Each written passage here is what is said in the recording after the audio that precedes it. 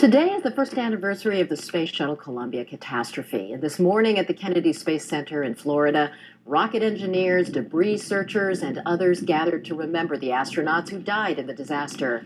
At another observance tomorrow, NASA will unveil a painting officially memorializing the lost crew.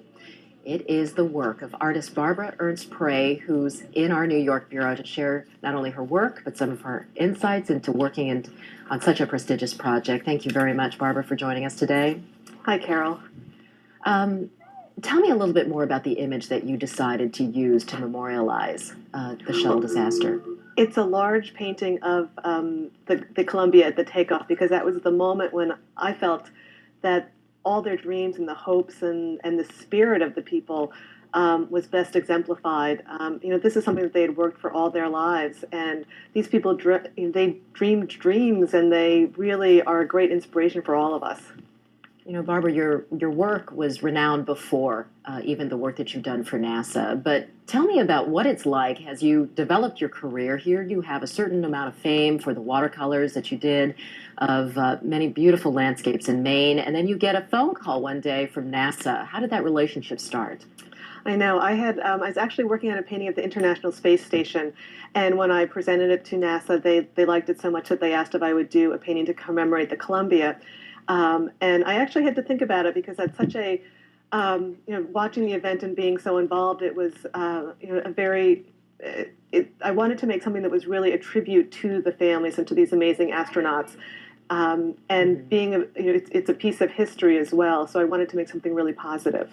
But it was different the second time around. I mean, you did the painting of the International Space Station, and during that whole process, you became part of the NASA family. Right. And I worked closely with some of the scientists and the engineers. So when the shuttle when the shuttle disaster did happen, that was, I was more involved than the average person.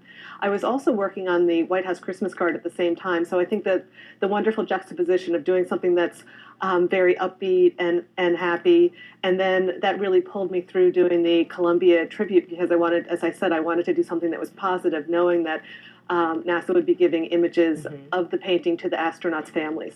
We were just showing the Christmas card that President and Mrs. Bush sent to more than 1 million people who got to see your work on that card. Getting back to the shuttle, though, what is your process in just trying to figure out what it is that you want to paint and how you capture the spirit of something not only so magnificent, but also so terribly tragic?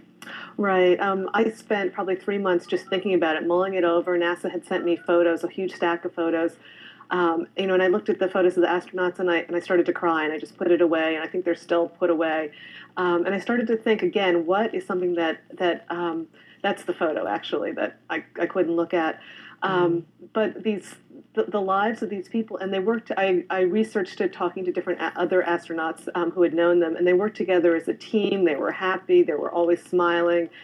They had a wonderful time together, and they loved what they were doing, and this is what they had worked all their lives to do. So I think that was going through my mind when I was thinking what to do. I didn't want to do something very, esoteric, but something that the families could really appreciate and would represent the spirit of their spouses.